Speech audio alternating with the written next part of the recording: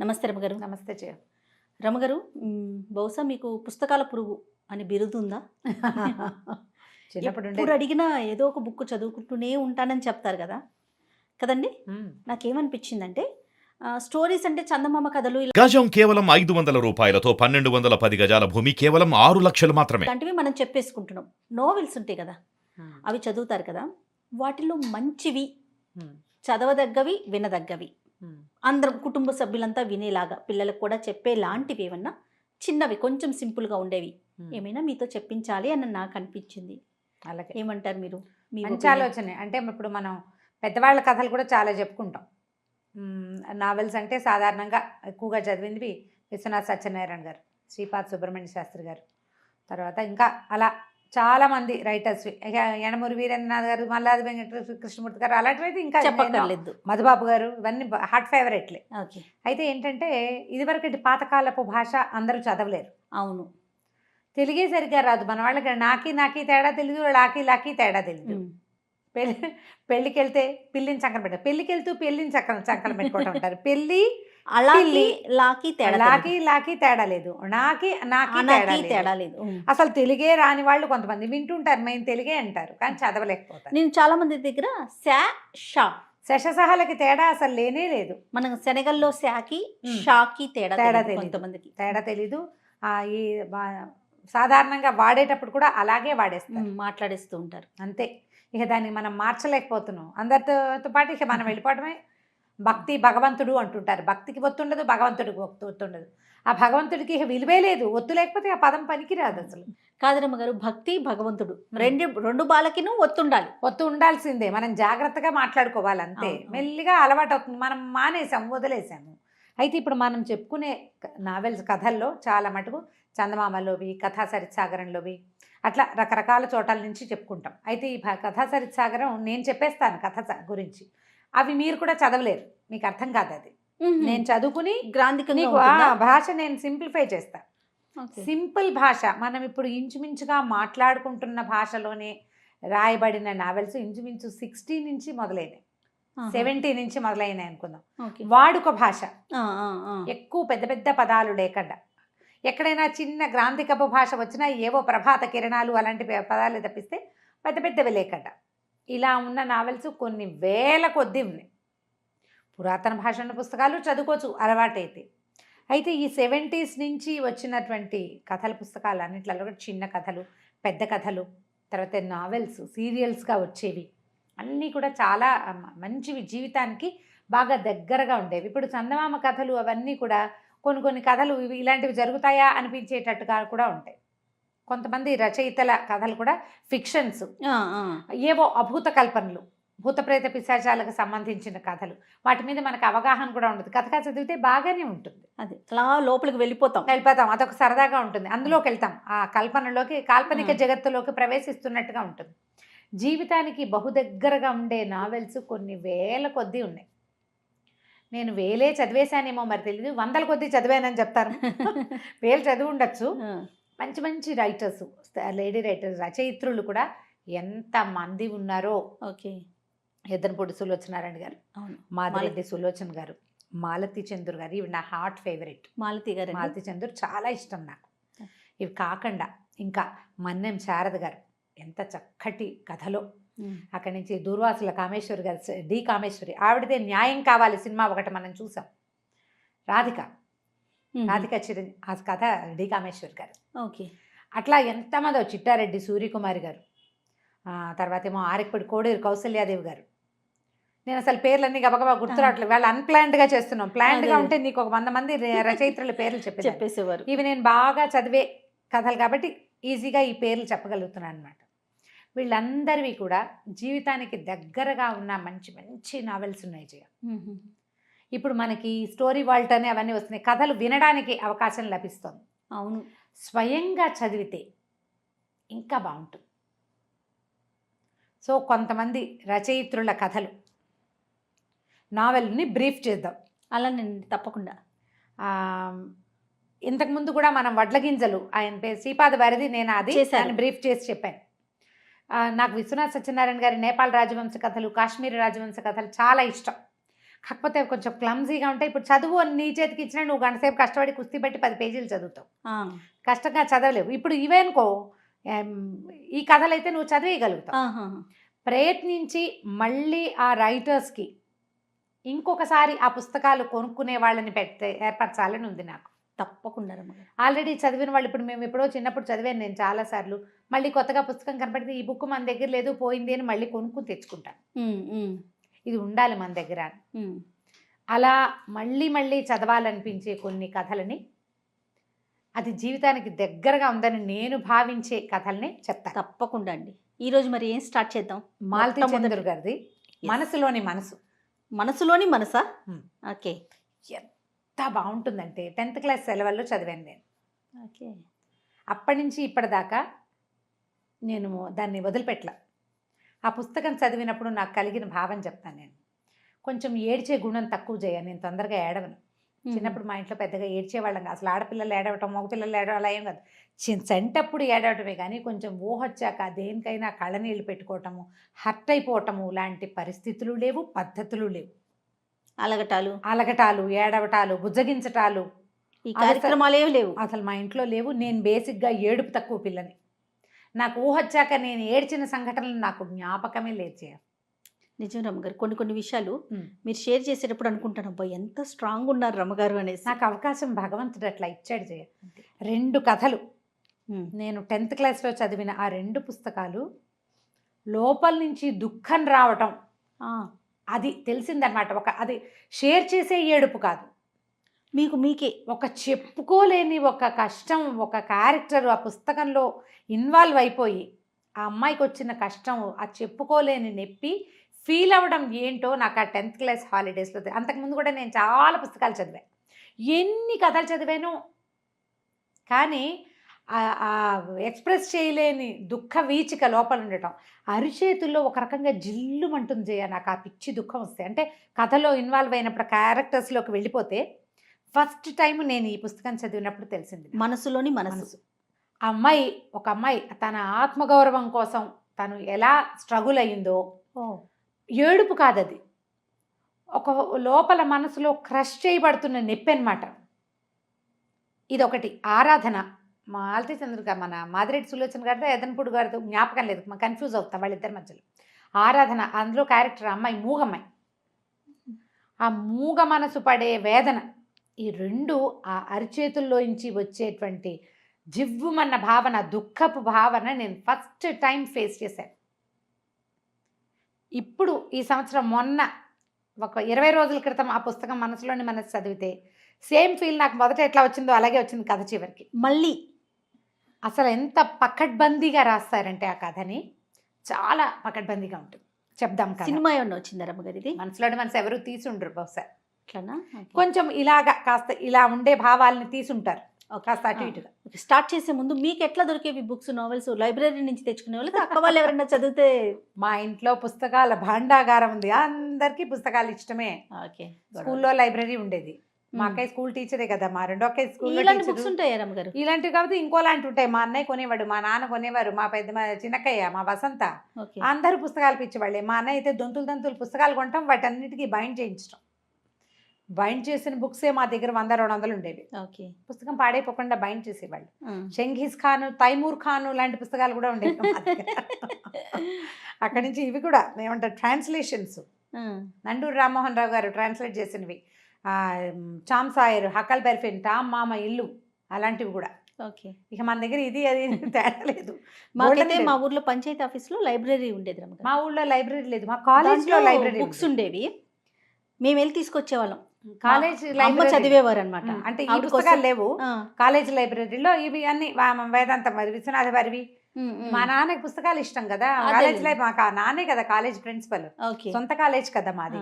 So మా నాన్నగారు ఏం చేసే వాళ్ళు పుస్తకాలు కొనుక్కొచ్చేటప్పుడు ఈ కథా రచయితల పుస్తకాలని. దీంతో పాటు ప్లస్ ఇంకోటి చెప్తాను దీని పాయింట్. నా 10th తర్వాత నేను హైదరాబాదు సెలవులకి ఇక్కడికి వచ్చినప్పుడు మా వసంత, తను ఇక్కడ స్థానిక మహర్షి కాలేజీలో సంస్కృత్ లెక్చరర్ హైదరాబాద్లో. ఓకే. మహర్షి వేద విజ్ఞాన్ భవన్ కాలేజ్ మహిళా కళాశాల జూనియర్ కాలేజ్, తను సంస్కృత్ లెక్చరర్. పెద్ద లైబ్రరీ ఉంది. ఓకే. అక్కడి నుంచి తన పుస్తకాలు తెచ్చి పడేసేది. కొడవగంటి కుటుంబరావు గారి మొత్తం సమగ్ర సాహిత్యము నేను అక్కడి నుంచే చదివా. మహర్షి కాలేజీ కూడా క్రెడిట్ కొంత ఇవ్వాలి. తప్పకుండా. వాళ్ళ దగ్గర ఉన్న అన్ని నావెల్స్ చదివాను నేను. మా అక్కయ్య కొనేది ఎక్కువ. మ్మ్. బుక్ సెలక్షన్కి నన్ను కూడా పిలిచేవాళ్ళు. 1-2 టైమ్స్ నేను కూడా వెళ్ళా బజారు పుస్తకాలు కొనుక్కురావడానికి. కాలేజ్ కోసం. అక్కడికి వెళ్ళి అక్కడ కూర్చొని చదువుకునేదాన్ని, లేదా మా అక్కయ్య ఇంటికి పట్టుకొస్తే ఇంట్లో చదువుకునేదాన్ని. కాలేజీకి వెళ్ళిపోయి మా అక్కయ్యతో పాటు క్లాసులు చూసుకునేది, నేను పోయి లైబ్రరీలో పుస్తకాలు నవ్వులుకుంటూ ఉండేదాన్ని అనమాట. ఓకే. ఓకే. మాకు అమ్మ చదివేవారు, మేము వెళ్ళి పంచాయతీలో డేట్ రాయాలి, డేటు టైం రాసి బుక్ పుస్తకాలు తీసుకొచ్చాలి. తెచ్చుకునేవాళ్ళు. విత్ ఇన్ 4-5 డేస్లో చదివేసేవాళ్ళు రమ్మగారు. మళ్ళీ తీసుకెళ్ళి ఇచ్చేసి మళ్ళీ కొత్త బుక్. నేను ఏముంది ఒక రోజులో ఆ బుక్ అనుకునేదాన్ని ఒక నేను. రోజులో 4 కూడా చదివేదాన్ని. అదే కదా. మర్చిపోకుండా ఉండేదాన్ని. జయ అదొక పిచ్చ. అంతే అంతే. ఈ మనసులో ఇప్పుడు మనం లేటెస్ట్గా చూస్తున్న మ్యారేజ్ బ్రేకేజ్లు, నిశ్చితార్థం అయ్యాక బ్రేకప్, నిశ్చితార్థం అయితే సగం పెళ్ళైపోయినట్టే. నిశ్చితార్థం అయ్యాక పెళ్ళి ఆగిపోవటం అంటే ఇప్పుడు కూడా ఒక పెద్ద విషయంగానే మనం భావిస్తున్నాం. 70s జరిగిన చెప్పబడినటువంటి ఈ కథ, ఒక అమ్మాయి నిశ్చితార్థం ఆగిపోతుంది, పెళ్ళి ఆగిపోతుంది నిశ్చితార్థంతో. ఆ అమ్మాయి తాలూకు భావాలు ఈ కథ. దాని సారాంశం మొత్తం కథ అంతా అమ్మాయి అరుణ, అమ్మాయి పేరు. ఈ అరుణ అనే అమ్మాయి రేడియో స్టేషన్లో పనిచేస్తుంది. వాళ్ళ నాన్నగారు స్కూల్ టీచరు. 4 ఆడపిల్లలు, 2 మగపిల్లలు వాళ్ళు. అమ్మాయి, తర్వాత 2 చెల్లెళ్ళు, తర్వాత 2 తమ్ముళ్ళు, ఆఖరణ చిన్నపిల్ల ఆ చెల్లెలు. పెద్ద అమ్మాయి 22 ఏళ్ళ అమ్మాయి. ఈ అరుణకి 22 years. MA ఇంగ్లీష్ చదువుకుంటుంది. ఇంక చదువు ఇట్లా కాలేజీ చదువు అవ్వగానే మద్రాసులో ఈ కథ అంతా జరిగింది. చదువు అవ్వగానే తనకి రేడియో స్టేషన్లో ఉద్యోగం వస్తుంది. రేడియోలో ఆ రేడియో ప్రోగ్రామింగ్ అవన్నీ కూడా రాస్తారు. ఆవిడకి తెలుసు, బహుశా మాలతి గారికి ఆ విషయాలు బాగా తెలుసు. స్పూల్స్ మిస్ అవ్వటము, అవి సరిగా రికార్డింగ్ చేయించటము, గెస్ట్ని తీసుకెళ్ళటం, గెస్ట్ టాక్స్, వాటి మీద కూడా రాస్తారు. చక్కగా ఉంటుంది భాష, హైరాన్ ఉండదు. అక్కడక్కడ కొంచెం ఇంగ్లీష్ పదాలు కనపడుతూ ఉంటాయి, అంటే తెలుగులో రాయబడినవే కానీ. అయితే ఈ అమ్మాయి ఒకరోజు ఆఫీస్ నుంచి ఇంటికి వస్తుంది. రాగానే వాళ్ళ అమ్మ నాన్న సిద్ధంగా ఉంటారు. తండ్రితో కలిపి అమ్మాయిని ఒక చోటకి పంపిస్తారు. ఏంటంటే ఈ అమ్మాయి దూరదర్శన్లో ఒక ప్రోగ్రాంలో కనపడింది, అరుణ. ఆ కనపడిన ఈ అరుణను చూసి ఒక ఆవిడ, ఒక జడ్జి గారి భార్య, తన మనవడికి చేసుకుంటానని కబురు చేసింది. అప్పట్లో ఇలా పెళ్ళిళ్ళు అయ్యేవి, మధ్యవర్తుల ద్వారా కబుర్లు వచ్చేవి. పెళ్ళిళ్ళ పేరు వచ్చి ఫలానా జడ్జి గారు, సుందర్రావు గారు, సుందర్ రాజారావు గారు, బహుశా ఆయన పేరు రాజారావు గారు, ఆవిడ పేరు సుందరమ్మ గారు. రాజారావు గారు, సుందరమ్మ గారు వాళ్ళు వాళ్ళ మనవడి కోసం పెళ్లి సంబంధం చూశారు. పిల్ల చాలా బాగా నచ్చింది, పొడుగు జడ, తెల్లగా పొడుగ్గా ఉన్న పిల్ల కావాలనుకుంటున్నాం, ఫలానా అని అన్ని రేడియో స్టేషన్కి ఫోన్ చేసి వీళ్ళ వివరాలు కనుక్కుని, ఈ తండ్రి పనిచేస్తున్న స్కూల్కే మధ్యవర్తి పెళ్ళిళ్ళ పేరైన పంపించి పిల్లని తెచ్చి చూపించమన్నారు. తండ్రి మధ్యాహ్నమే వెళ్ళి వాళ్ళ ఇల్లు చూసొచ్చాడు. చాలా డబ్బులు ఉన్నవాళ్ళు. వీళ్ళు మధ్యతరగతి కుటుంబం. పిల్లకు ఉద్యోగం వచ్చింది కాబట్టి చేయిస్తున్నారు. చిన్న కుటుంబం, 4-6 పిల్లలు, స్కూల్ టీచరు, చిన్న సొంత ఇల్లు, అంతే వీళ్ళ జీవితం. ఈ పిల్ల పెళ్లి సంబంధం వచ్చేసరికి సరే అమ్మాయి ఏంది చక్కగా, అమ్మాయి అదేంటమ్మా వాళ్ళు వచ్చి మనని చూడాలి కానీ అంటే, కాదు చాలా పెద్దవాళ్ళు, ఆవిడ కాళ్ళు లేవు ఆ ముసలి ఆవిడకి. ఆవిడ చక్రాల కుర్చీలో ఉంటారు. ఒక కూతురు, కొడుకు, కోడలు ఉన్నారు. ఒక్కడే మనవడు. అబ్బాయి అశోక లేలాండ్లో పనిచేస్తాడు. అశోక లేలాండ్ అనేది 70లో చాలా గొప్ప కంపెనీ, పెద్ద ఉద్యోగం కింద లెక్క. ఇంజనీరింగ్ చదివాడు, ఎంటెక్కో ఏదో చదివాడు అబ్బాయి. పిల్లవాడు కూడా బాగున్నాడు ఫోటో. సరే తండ్రి ఇంప్రెస్ అయ్యాడు. సరే బయలుదేరి తీశారు అమ్మాయిని. వెళ్తే పెద్ద ఇల్లు, ఆవిడ ముక్కుకి చెవులకి వజ్రాల ఆభరణాలు, పెద్ద పట్టుచీర, తోటంతా పువ్వులు. కోడలు కూడా సన్నగా పొడుగ్గా అందంగా కనపడతారు, కొంచెం ముభావంగా ఉంటారు. కానీ పిల్లవాడి పెళ్లి ఫోటో కూడా చూపించారు. బాలే ఇంప్రెస్ అయింది అమ్మాయి. కాకపోతే తనే వెళ్ళి కనపడడం పట్ల ఏదో ఒక కించగా ఉండదు. సాధారణంగా అమ్మాయిని వాళ్ళు వచ్చి చూస్తారు కదా. బోల్డ్ అంత డబ్బు, అబ్బాయికి మంచి ఉద్యోగం, వీళ్ళకి బోల్డ్ సంపాదనది, 3 కార్లు ఉన్నాయి, డ్రైవర్లు, పనివాళ్ళు, వెండి స్పూన్లు, వెండి గిన్నెలు, వెండి కప్పులు, అంతా వెండిమయం ఇల్లంతా. అమ్మాయి కొంచెం మనసు సహజంగా లోబడుతుంది. అన్నీ బాగున్నాయి. తూగలమా లేదా, మేమే వచ్చి పిల్లని చూస్తాం శాస్త్రానికి అని చెప్పారు. ఫోటో ఇచ్చారు. అబ్బాయి ఫోటో చూస్తే ఎంత బాగున్నాడు. ఆవిడకి చాలా గొప్ప మనవడు అంటే నా రాజా రాజా అని పిలుస్తారు అబ్బాయిని. రాజారావు అబ్బాయి పేరు, తాత పేరే పెట్టుంటారు. బాగున్నాడు. సరే మర్నాడో 3వ రోజు రాజాతో సహా వచ్చారు. అతను కూడా వచ్చాడు. చూస్తే అబ్బాయి హ్యాండ్సమ్గా బాగున్నాడు, అన్నీ బాగున్నాయి. ఆవిడేం చెప్పారంటే, ఇలా చిన్న ఇల్లు ఇది కుదరదు, మా ఇంట్లోనే పెళ్లి చేస్తాం. అన్నీ మేమే చేస్తాం, ఉభయ ఖర్చులు మేమే పెట్టుకుంటాం. అంటే ఈవిడ సావిత్రమ్మ గారు, అరుణ వాళ్ళ అమ్మ, ఆవిడకి అదేంటి పెద్ద పిల్ల, మా ఇంట్లో తొలి శుభకార్యం తొలిచూలు పిల్ల మేమే చేసుకోవాలని ఉంది ఆవిడకి. కానీ వీళ్ళ డబ్బు, వాళ్ళ వైభోగం, వాళ్ళ వ్యవహారం ఇవన్నీ చూసేసరికల్లా కొంచెం మెత్తబడిపోయారు. అక్కడి నుంచి ఆవిడ ఉద్యోగం ఎందుకు మానేయమని హింట్ ఇచ్చారు అమ్మమ్మ గారు. ఓహో. పెద్ద మానటం ఇష్టం లేదు ఈ అమ్మాయికి. కష్టపడి సంపాదించుకున్న ఉద్యోగం ఎవరికి వస్తాయి ఉద్యోగాలు? సరే అతనితో కలిసి కొంచెం బీచ్కి కూడా వెళ్ళొస్తుంది. బాగున్నాడు, హ్యాండ్సమ్గా, మంచి ఉద్యోగం, బోల్డంత ఆస్తి, ఇవన్నీ ఉన్నాయి కదా. సరే నిశ్చితార్థం చేశారు. నిశ్చితార్థానికి ఎంత బంగారం చూపించారో పిల్లకి ఇవ్వదలుచుకున్నది. పెద్ద కాసుల పేరు, చంద్రహారాలు, బోల్డన్ని గాజులు, ఇంతంత దుద్దులు, ఏమిటేమిటో చాలా గ్రాండ్గా చేశారు. అక్కడి నుంచి నిశ్చితార్థం అయ్యాక ఉద్యోగం మానేమని హింట్ ఇచ్చారు. కానీ అతన్ని అడిగింది, గ్రానీ ఇష్టం అన్నాడు అతను ఉద్యోగం మానేయటం గురించి. గ్రానీకి అది ఇష్టం ఉండదు అన్నాడు. ఇంకా సరే కొద్ది రోజులు ఇంకా ఉంది పెళ్ళికి టైం. పెళ్ళికి ఒక 20 రోజులు, నెల 20 రోజులు, 20 డేస్ టైం ఉండగా ఆ రేడియో స్టేషన్లో ఆ అమ్మాయితో పనిచేసే సీనియర్ భాస్కర్ అని అతని కజిన్ది పెళ్ళి. అయితే మన వాళ్ళందరినీ తీసుకురమ్మన్నారు. బాబాయ్ కూతురు చాలా, అమ్మాయిని చూస్తే, నిన్ను చూస్తే నాకు తన్ను చూసినట్టే ఉంటుంది, పొడుగాటి జడ, మెడ పొడుగు, పక్క నుంచి చూస్తే నాజుగ్గా అందంగా కనపడుతుంది, నీకు మళ్ళీ కనిపిస్తుంది, జడ అది చూస్తే పద్మ అచ్చు నీలాగా ఉంటుంది, మా బాబాయ్ కూతురు అన్నాడు. అందరినీ అడిగారు. ఈ అమ్మాయితో పాటు రమోలా అని ఇంకో పాటలు పాడే అమ్మాయింది, ఇంకొక ఆవిడ శారదా అశోకవర్ధన్ ఏదో పేరు చెప్తారు, శారదా నటరాజన్ అనుకుంటా. వీళ్ళు ముగ్గురు ఆడవాళ్ళు, ఓ ముగ్గురో నలుగురో మగవాళ్ళని ఆ ఊరు పాటల కచేరీకి తీసుకెళ్దాం అనుకున్నాడు. ఓహో. సరే మధ్యలో ఏమైంది, ఈ రేడియో స్టేషన్లో వాళ్ళందరికీ పార్టీ ఇద్దామని పిలిచారు. వాళ్ళంతా ఈ సంపద అంతా చూసి ఆశ్చర్యపోయారు, ఎంత సూపర్ ఇల్లు, బలేదుగా దంతే బూర్ల గంపలో పడ్డట్టు పడింది అరుణ్ అనుకున్నారు. సరే మా అమ్మమ్మ గారిని బతిమలాడి పెళ్ళికి వెళ్ళడానికి ఒప్పించుకుంది. పెళ్ళికి వెళ్ళింది. పెళ్ళికి వెళ్తే ఆ పెళ్ళిలో ఏమైంది, పెళ్లి కూతురు వాళ్ళ అంతా అమ్మాయి కొంచెం అమ్మాయిలా కనపడుతుంది. అక్కడ చాలా ప్రోగ్రాములు జరిగినాయి, పల్లెటూరు పెళ్ళి. అప్పట్లో మేజువాణి అని అదొక పంధ, ఇది డాన్సులు అనమాట, ఎవరివో పిలిచి అదేదో జరిగింది. తర్వాత ఏమో వాళ్ళు అక్కడ రకరకాల వ్యవహారాలని, అక్కడికి వెళ్ళేసరికల్లా అక్కడ ఒక అతను పరిచయం అయ్యాడు ఈ అమ్మాయికి, అరుణకి. జస్ట్ ఆ పెళ్లి వాళ్ళతో పాటు రాజారావు అతని పేరు. వీళ్ళకి టీచర్ గారని వాళ్ళు ఒక అబ్బాయి, వాళ్ళ అబ్బాయి అన్నమాట, టీచర్ గారు అబ్బాయి. ఆ టీచర్ గారు రాజమండ్రిలో లోకల్ గార్డియన్గా ఉంటుంది. ఈ ఊరి ఆడపిల్లలంతా వెళ్ళి రాజమండ్రిలో చదువుకుంటారు. ఆవిడ అక్కడ స్కూల్లో టీచర్. ఆవిడ ఇంట్లోనే ఈ పిల్లలంతా ఉండేవాళ్ళు. ఆ రాజారావు ఆవిడ కొడుకు. వీళ్ళతో చిన్నతనం నుంచి కలుసున్నాడు. వాళ్ళ తాతగారిది ఈ ఊరే, ఆవిడ పుట్టిల్లు అనమాట, వాళ్ళ అమ్మది. దాంతో ఇతను వీళ్ళ ఫ్యామిలీ మెంబర్గా ఉంటాడు వీళ్ళందరికీ. అతనికి ఈ అమ్మాయి పట్ల మంచి ఆకర్షణ కలుగుతుంది, అరుణ పట్ల. కొంచెం అట్రాక్ట్ అయ్యి పేరేమిటని అదని అడిగాడు. కానీ ఈ పిల్ల పెళ్లి కుదిరిపోయి ఉన్న పిల్ల కదా, ఆ అమ్మాయి ఏం పెద్ద ఆసక్తి చూపించదు. కానీ అతను కొంచెం ఇంట్రెస్టింగ్గా మాట్లాడతాడు. మాట్లాడిన తర్వాత అతనికి తెలుస్తుంది ఈ అమ్మాయికి పెళ్లి సెటిల్ అయిందని, ఫలానా అని. ఇంకా ఆ పెళ్లిలో ఎక్కడికైనా వెళ్తే ఇది వరకటి రోజుల్లో ఈ పెళ్ళి ఎవరు ఏమిటి అని కనుక్కోవటం, పెళ్ళి అయిందా, పెళ్లి సంబంధం కుదిరిందా అని సంబంధాలు చెప్పడానికి ఇప్పటికీ ఉంది ఆ పద్ధతి. ఇప్పుడు కొంచెం ఈ పెళ్ళిళ్ళు చెప్పే మార్గాలు మానేశాం కాబట్టి తగ్గింది. కానీ మా పెళ్ళిళ్ళ నాడు కూడా అలాగే ఉండేది. ఎవరి పెళ్ళికైనా వెళ్తే పిల్ల బాగుంటే, లేదా పిల్లాడు హ్యాండ్సమ్గా ఉంటే ఎవరు ఏమిటి వివరాలు కనుక్కోవడం, మా వాళ్ళ అమ్మాయిది, మా వాళ్ళ అబ్బాయి ఉన్నాడని చెప్పడం. ఈ సందర్భంలో సరే ఏమైంది, మర్నాడు వీళ్ళందరూ ఇక్కడ ఏవో బోల్డ్ ప్రోగ్రాంలు ఉన్నాయి, మిమ్మల్ని ఎక్కడికో తీసుకెళ్తాను, బయటికి తీసుకెళ్తానని ఈ మొత్తం రేడియో గ్రూప్ని ఆ రాజారావే వెంట పెట్టుకుని ర్యాలీ అవి చూపిస్తాడు. ఆ సందర్భంలో ఈ అమ్మాయి ఈ ఫలానా వాళ్ళకి కాబోయే కోడలని తెలుసుకుని అతను అడుగుతాడనమాట, వాడు ఎలా ఉన్నాడు, రాజా ఎలా ఉన్నాడు, ఇప్పుడైనా గ్రానీ అనడం మానేశాడా, మీకు ఎలా తెలుసు అంటే తెలుసు అంటాడు. అతనికి బాగా ఆకర్షణీయంగా ఉంటుంది, ఈ అమ్మాయి నచ్చుతుంది. ఈ పిల్లకి అలాంటివి ఏం లేవు పాపం.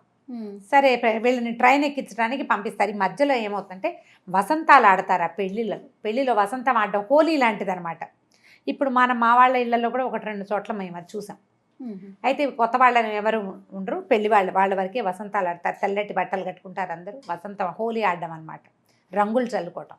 ఆ రంగులు చల్లే ప్రోగ్రాంలో ఈ అమ్మాయి వీళ్ళంతా కూడా పాల్గొంటారు. సరదాగా రంగులు బుక్కాలు చల్లుకోవటం, వసంతం నీళ్లు చల్లటం, చెంబెడి నీళ్లు దిమ్మరించడం, పసుపు నీళ్లు, ఎరుపు నీళ్లు, ఈ కథ అంతా నడుస్తుంది. మర్నాడు పొద్దున్నే లేచి వీళ్ళు బయలుదేరేస్తారు. వచ్చేస్తుంది. ఆ రోజు వచ్చేటప్పుడు అతను రైల్వే స్టేషన్లో వీళ్ళు చాలా గర్విష్టి వాళ్ళని, వాళ్ళతోటి ఆత్మాభిమానం ఉన్న ఆడపిల్లలు ఎవ్వరూ ఆ ఇంట్లో బతకలేరని, ఎంత చవటమైనా పర్వాలేదు మొగుడు, భర్త సంపాదన లేనివాడైనా భరించవచ్చు, కానీ చవటల్ని భరించడం కష్టం. అలా క్రియేట్ చేశారా? అలా అక్కడ జరిగింది. ఆ విషయాన్ని ఈ అమ్మాయికి చెప్తాడు అతను. వాళ్ళ ఇంట్లో ఉండటం కష్టం అనేది తెలియదు. మీలాగా ఆత్మాభిమానం ఉన్న ఆడపిల్లలు ఆ మామగారి ముందు దగ్గర బతకలేరు. అదంతా ఆవిడ టైగర్, ఎంజిఎం అంటాడు ఆవిడ. ఎంజిఎం అంటే ఆ సినిమాలో ఇంగ్లీష్ సినిమాలో ఇలా సింహం నెవరు తెరుస్తున్న బొమ్మ, ఆ బొమ్మ గుర్తొస్తుందన్నమాట. ఆవిడ ఎప్పటికీ ఒక్క ఆడది 3 తరాల మగవాళ్ళని గాడిదలను చేసి కూర్చోబెట్టింది. ఆవిడ భర్త ఆవిడ మాటే వింటాడు, కొడుకు ఆవిడ మాటే వింటాడు, మనవడు ఆవిడ మాటే వింటాడు. ఆవిడ గీసిన గీటు దాటరు. ఆవిడ మనుషుల ఆత్మాభిమానాన్ని ఉండనివ్వదు అని చెప్తాడు. ఈ పిల్లకు చిరాకు వస్తుంది. నా సంబంధం కుదిరిపోయింది, రాజా బాగున్నాడు, బోళ్ళంత సంపాదన, మంచి డబ్బులున్నవాళ్ళు, అవే కదా ఆడపిల్లలకి, అంతకంటే ఏం కావాలి? కోపం వస్తుంది. సరే వెళ్ళిపోతుంది. ట్రైన్ ఎక్కేసింది, ఇంటికి వచ్చేసింది. బాగా జరిగిందని చెప్పింది. ఇంటికి వెళ్ళేసరికల్లా అమ్మమ్మ గారికి జ్వరం వస్తుంది. జ్వరంతో ఉన్న అమ్మమ్మ గారిని చూసుకురావడానికి కూడా వెళ్తుంది. ఒక్క 4 వారం రోజులు గడుస్తాయి. పెళ్ళి ఇంకా 10 రోజుల్లోకి వచ్చేసింది. ఒకరోజు ఆఫీస్ నుంచి ఇంటికి వచ్చేసరికల్లా రైల్వే స్టేషన్ నుంచి చెల్లెళ్ళు తమ్ముళ్ళు ఇంట్లో కూర్చున్నారు. అమ్మ నాన్న ఏదో అమ్మమ్మ గారికి ఒంట్లో బాగోలేదు, అమ్మ నాన్న వెళ్ళారు, నేను కూడా రమ్మన్నారంటే ట్యాక్సీ తీసుకుని కారు వచ్చేస్తుంది. కారులో ఇప్పుడు ఈ పెళ్లి సెటిల్ అయిన తర్వాత ఎంతసేపు అమ్మాయి కోసం ఆఫీస్కి కారు వచ్చేది, ఇంటికి కారు వచ్చేది, కారులోనే తిరగాలి, నువ్వు బస్సులు ఎక్కకూడదు. ఓహో, అలాంటివి ఉండేవి. మా హోదాకు తగినట్టు ఉండాలి. అలా రోడ్ల మీద పడి తిరగద్దంటే అవమానం. నిన్నటి దాకా తిరగలా, ఏంటి వాళ్ళ గొప్ప నాది, ఏంటి ఎందుకు వీళ్ళు ఇలా చేస్తున్నారు అనిపించేది. కానీ ఆ సంపద, ఆ గ్రాండియర్ మీద ఉన్న ఆసక్తితోటి కొంచెం తగ్గేది. ఒక్కోసారి ఒళ్ళు మండిపోయేది, ఏమిటి వీడు ఓవర్ యాక్షన్ అనిపిస్తూ ఉండేది, కానీ తగ్గుతుండేది. అమ్మ కూడా కంట్రోల్ చేసుకోమనేది. తీరా అక్కడికి వెళ్ళేసరికల్లా ఆవిడ అమ్మనా బూతులు తిడుతుంది అరుణని. మామూలు తిట్లు కాదు, ఎంత నీచమైన భాషలో తిడుతుందంటే, వాడెవడితోటో తిరిగొచ్చావు, పెళ్లి పేరుతోటి వెళ్ళావు, వాడెవడితోటో తిరిగావు, వాడు నువ్వు కలిసి కుమ్మక్కయ్యారు, నా పరువు తీస్తావా? పెళ్ళి 10 రోజుల్లోకి వస్తే నువ్వు వాడెవడి కోసమో నీకు వాడితోటి సంబంధం ఉందని నానా తిట్లుతుంది. వాడెవడో ఈ అమ్మాయికి అర్థం కాదు. 2 ఫోటోలు మొహం మీద పడేస్తుంది. ఆ 2 ఫోటోల్లో అరుణ మొహానికి బుక్కా రాస్తున్న రాజారావు ఉన్నాడు. ఒక దాంట్లో 2 చేతులు ఈ అమ్మాయి మొహం మీదే ఉన్నాయి అతనివి. రెండో దాంట్లో మొహం ఇలా పట్టుకుని చెంబుతో నీళ్లు పోస్తున్నాడు. ఆ 2 ఫోటోలు. వీడు నీకు తెలియదు, అతను ఎవరో నాకు తెలీదు, పెళ్ళికి వెళ్ళాం, అక్కడ వసంతాలు ఆడారు, అందరూ రంగులు చల్లుకున్నాం, ఈ ఫోటోలు ఎవరు తీశారో ఎప్పుడు తీశారో నాకు తెలీదు, ఇతనికి అది అందరి మీద చల్లాను, అందరి మీద చల్లుతావా? పెళ్ళైన పిల్లవి, పెళ్ళి సెటిల్ అయిన పిల్లవి, ఎవరో పరాయి మగవాళ్లతోటి వసంతాలు ఎలా ఆడేవు నువ్వు? ఆ పెళ్లిలో మేజువాణి పెట్టారని నువ్వు చెప్పినప్పుడే చీచి పాత పద్ధతులు దరిద్రం, అలాంటి చోటకి ఎందుకు పంపించానని నేను తిట్టుకున్నాను, నిన్ను తిట్టాను, నువ్వు ఇలాంటి పని చేస్తావా? వాడు నీకు తెలుసు. అసలు వాడు అంటుంటుంది, వాడు వీళ్ళకేమవుతాడో ఈ అమ్మాయికి అర్థం కాదు. వాడు నా పరువు తీయటానికే ఈ పని చేశాడు, నువ్వు వాడితో కుమ్మక్కయ్యావు. ఇక కాళ్ళ మీద పడమంటుంది. నేనే తప్పు చేయలేదు, అతను ఎవరో నాకు తెలీదు, అసలు ఈ ఫోటోలు ఎవరు తీశారో తెలీదు, ఆ ఫోటోలు ఎందుకు పంపించారో తెలీదు. ఇక ఏం చెప్పినా ఆవిడ వినదు, తిట్టి తిట్టి తిట్టి తిట్టి పోసేస్తుంది. ఇక ఇంటికి వస్తుంది ఏడుస్తూ. ఇంటికి వస్తే వాళ్ళ నాన్న బాగా, తండ్రి కూడా అప్పటిదాకా ఆయన చాలా మంచివాడు, ఆ పిల్లని ఏం అండు, మెచ్చుకుంటాడు. నాన్న నేనేం చేయలేదు అన్నాడు. కానీ నీ తప్పు కదా, నువ్వు పెళ్ళి సెటిల్ అయిన పెళ్ళి, అసలు నువ్వు వెళ్ళకూడదు అక్కడికి, వెళ్ళిన దాన్ని మర్యాదగా వెళ్ళి మర్యాదగా రావాలి, ఇలా పిచ్చి పనులు ఎందుకు చేసావు? అది వాంటెడ్లీ చేసింది కాదు నాన్న అంటే, అయినా సరే కంట్రోల్ లేదు నీకని కేకలిస్తాడు తండ్రి. ఓకే, కాళ్ళ మీద పడమంటారు, నేను ససేమిరా కాళ్ళ మీద పడినట్టుంది. రేపు ఇప్పుడు కాళ్ళ మీద పడితే పెళ్లి ఒప్పుకుంటారు, లేకపోతే పెళ్లి క్యాన్సిల్. ఇప్పుడు నేను పెళ్లి చేసుకుంటే నన్ను తిరుగుబోతుని చేయదు ఆవిడ. బతుకున్నంత కాలము వాడెవడితోటో నేను తిరిగొచ్చిన దాన్ని నన్ను క్షమించి పెళ్లి చేసుకున్నాను అంటుంది. జన్మాంతము ఈ తప్పు కింద నేను బతకాలి, ససేమిరా నేను పెళ్లి చేసుకొని అంటుంది అరుణ. నాకు మళ్ళీ పెళ్లి కాకపోయినా పర్వాలా, జీవితాంతం ఇలాగే ఉంటా, కానీ వాళ్ళ ఇంట్లో మాత్రం నేను ఉండను. అతన్ని అడుగుతుంది, నువ్వు గ్రానీకి సారీ చెప్తే సరిపోతుంది అంటాడు అతను. ఓహో, నువ్వు నన్ను నమ్మవా అని అడుగుతుంది. పెళ్లి సెటిల్ అయింది, 4 రోజుల నుంచి నేను మీ ఇంటికి వస్తున్నాను, మా ఇంటికి వస్తున్నావు, మన ఇద్దరం కలిసి బీచ్కి వెళ్తున్నాం, పార్టీలు ఇచ్చాం, నీకు ఇదేనా అర్థమైంది, నీకు నమ్మకం లేదని నా మీద అంటే గ్రానీకి ఉండాలి నమ్మకం అంటాడు. నాకు గ్రానీ ఇంపార్టెంట్, గ్రానీ హర్ట్ అవుతుంది, సారీ చెప్పు గ్రానీకి. చచ్చినా సారీ చెప్పనంటుంది అరుణ. నేను ససేమిరా సారీ చెప్పను, నేను ఈ తప్పు చేయలేదు, ఇది తప్పు కాదు, నేను చేయలేదు. దాంతో ఆవిడేం చేస్తుంది, వీళ్ళమ్మే ఆలోచించుకుని ఇంత సంపద పోతుంది, చిన్న కూతురునిచ్చి చేస్తానని మాట ఇచ్చి వచ్చేస్తుంది అక్కడ. రెండో పిల్లని ఇవ్వడానికి. అరుణ కంటే 2 ఏళ్ళు చిన్నది సుశీల. ఆ పిల్లని ఇచ్చి పెళ్లి చేస్తానంటే ఇంటికి వచ్చి ఆలోచించుకుని చెప్తామంటే తండ్రి కేకలేస్తాడు, ఎందుకు సావిత్రి వాళ్ళతో మనం పడలేము అంటే, కాదండి సుశీలకి రాజా నచ్చాడు, అది అయ్యో బావ అంత మంచివాడు కదా, అక్క సారీ చెప్తే సరిపోతుంది కదా, ఎందుకు ఇంత తగాదా పడుతోందని అడుగుతుంది. దీనంత భావాలు లేవండి దానికి, మెతకది. సుశీల కూడా అందంగానే ఉంటుంది. అరుణ పక్కన చూస్తే కొంచెం కలర్ తక్కువ తెలుస్తుంది, అలాగే పెద్ద జడ అవి ఉన్నాయి. అరుణ బాగా ఫెయిర్, సుశీల ఒక రవ్వ ఫెయిర్నెస్ తక్కువ. పిల్లని తీసుకెళ్తే దాన్ని అడుగుతుంది, నీ ఇష్టం ఆలోచించుకోమంటే అది నేను రెడీ అనేస్తుంది రెండో అమ్మాయి. అప్పట్లో పెళ్ళిళ్ళు ఇట్లా అయ్యేవి. రెండో పిల్లని వెంబడి పెట్టుకు తీసుకెళ్తారు. అమ్మగారికి అందరికీ దండాలు పెట్టిస్తారు, రాజా కూడా ఓ దండం పెట్టిస్తారు. అతను రెడీ అయిపోయాడు. హర్టింగ్గా ఉంటుంది అతనికి, అరుణని పోగొట్టుకోవటం ఇష్టం లేదు, కానీ గ్రానీని కాదంటే అసలు ఇష్టం లేదు అతను. గ్రానీకి కూడా నచ్చేసింది. గ్రానీకి ఇప్పుడు పెళ్లి చేసుకోవాలి సార్, శుభలేఖలు వెళ్ళిపోయినాయి, అందరికీ శుభలేఖలు పంపించేశారు. ఓ పెళ్లి కూతురు మారి ఇద్దరు కాస్త అటు ఇటుగా ఒకరు, అదే సావిత్రమ్మ అదే రామకృష్ణ పిల్ల, అంతే. పెద్ద తేడా ఏముంది? ప్రథమ ద్వితీయ అని వస్తుంది అంతే. అంటే అది కూడా రాపోతుంది, ఏం పెద్ద నష్టం లేదు. పెళ్ళి అయిపోవాలి, పరువు పోతుంది. అందరికీ కార్లు వెళ్ళిపోయితే పరువు పోదు. మా పిల్లాడిని కాదని ఎవడో పిల్లాడితో అది తిరిగింది అంటే పరువు తక్కువ. పెళ్ళి అయిపోతే పర్వాలేదు, తెలిసిన వాళ్ళు తెలుస్తుంది, చెప్పిన వాళ్ళు చెప్తాను, లేకపోతే లేదు. అక్కడి నుంచి ఆవిడ ఏం చేసింది, మీ పిల్లని మీ ఇంటికి పంపను, మీ పెద్ద పిల్ల మంచిది కాదు, అది దీన్ని చెడగొడుతుంది, కుక్క ముట్టిన కుండ అంటుంది. అదొక పదం, ఫస్ట్ టైం ఆ ప్రయోగం విన్నా నేను ఆ కథలో. అలా అనేస్తుంది ఆవిడ. ఇవిడికి కష్టంగా ఉంటుంది, పెద్ద పిల్ల చాలా మంచిది, బుద్ధిమంతురాలు. ఒక పొరపాటు ఏదో జరిగింది, అసలు అక్కడ ఏం జరిగిందో మనకు తెలియదు. ఒక పెద్ద పిల్లని తిడుతూ రెండో పిల్లని చేసుకుంటామంటే తల్లులకి ఎలా ఉంటుంది, పళ్ళ చక్రం పెట్టి తిప్పినట్టు ఉంటుంది పొట్టలో, ఒప్పుకుంటారు. మరి ఏం చేస్తారు, పిల్లని అక్కడే వదిలిపెట్టేస్తారు. ఆ 20 రోజులు 10 రోజులు పెళ్లికి ముందు పిల్లని అక్కడే వదిలిపెట్టి రోజు వీళ్ళే వెళ్ళి చూసుకొచ్చుకుంటారు. పెళ్ళి ఏర్పాట్లు అయిపోతాయి. ఈ అమ్మాయి ఏం చేస్తుందంటే అంతా ఏడుస్తూ ఆ భాస్కర్కి చెప్తుంది. రాజారావే ఆ ఫోటోలు పంపించాడని నమ్ముతుంది ఖచ్చితంగా. అతను తన మీద ఇంట్రెస్ట్ ఉన్నట్టు ప్రవర్తించాడు, నా పెళ్లి చెడగొట్టడానికే చేశాడు ఈ పని అని చెప్పి అతని నెంబర్ అడ్రస్ ఇవ్వండి అని ఉత్తరం రాసేసింది. మీరెంత దౌర్భాగ్యులో, మీలాంటి దుర్మార్గుల్ని నేను ఎక్కడా చూడలేదు, నికృష్టుడివి నువ్వు అని రాస్తుంది. ఆ ఉత్తరం పట్టుకుని రాజారావు వచ్చేస్తాడు వెనక్కి ఈ అమ్మాయి దగ్గరికి. ఈ ఉత్తరానికి నీకు సమాధానం ఏమిటని మొహం మీద పడేస్తాడు ఉత్తరం. ఈ పెళ్ళని ఈ అమ్మాయి ఏం చేస్తుంటే రమోల వాళ్ళ ఇంటికి వెళ్ళి ఉంటుంది, తన ఫ్రెండ్ ఉంది కదా తన పాటలు పాడే అమ్మాయి, వెళ్ళి అక్కడ ఉంటుంది, 3 రోజులు ఉంటుంది. అక్కడికి వస్తాడు. నువ్వు ఏం సమాధానం చెప్తావు, నేను ఎందుకు చేస్తాను ఈ పని, నేను చేయలేదు, నాకు తెలియదు అంటాడు.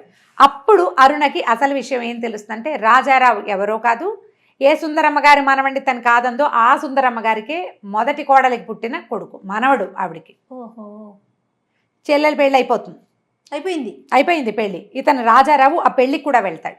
పెళ్లి విశేషాలన్నీ వచ్చి చెప్తాడు తర్వాత. అక్కడి నుంచి తర్వాత కథ ఏమైందో దీని తరువాయి భాగంలో తెలుసుకుందాం మనం. భలే ఉంది రమ్మగారు, చాలా ఇంట్రెస్టింగ్గా ఉంది ఈ కథ. మనం హాయిగా చదువుకోవచ్చు. ఓకే రమ్మగారు, సరే, నమస్తే. నమస్తే జయ.